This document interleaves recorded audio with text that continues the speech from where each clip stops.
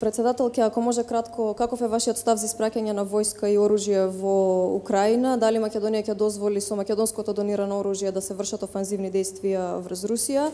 И исто така, колку чинеше вашето патување во Берлин и колку лица од вашиот кабинет беа со вас, бидејќи од вашиот кабинет не одговараат на прашања досега откако сте во вилата Водно, а ветивте транспарентност пред изборите? Ајде да почнеме од крајот. Прво не знам да ви кажам колку чинело патувањето. Искрено тоа го кажувам. Треба да прашате, но секогаш инсистирам на најниската можна варијанта. Не сум љубител на патување со авиони, љубителка, но јас морав денеска да бидам овде, а како што знаете, сега треба да одам повторно во Швајцарија, рече се за истата цел и ќе одам со обичен лет.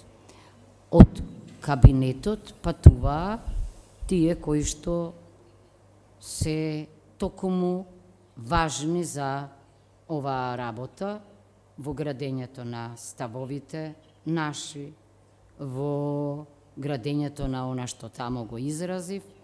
Со мене беше надворешниот советник, со мене беше, ајде подсетете ме, значи, надворешниот советник, еден човек од обезбедувањето беше и се разбира, беше заменик генералниот секретар.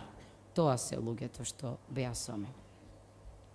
Ви благодарам. Уште како да имавте. Така, ве молам да почекате за одговорот. Зошто? Бидејќи јас постојано повторувам дека одлуките за врзани за водењето на меѓународната политика треба да бидат заеднички.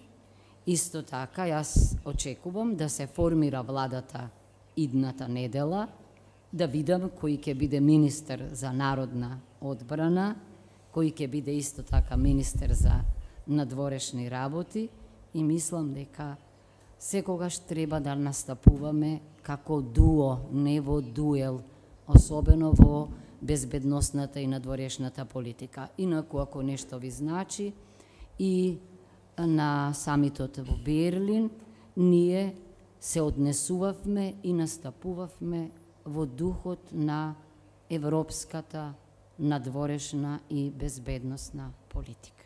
Не интересен да кажам, да не помислите, беше и од вработените човек кој што е експерт во таа област и кој што тезите ги работи.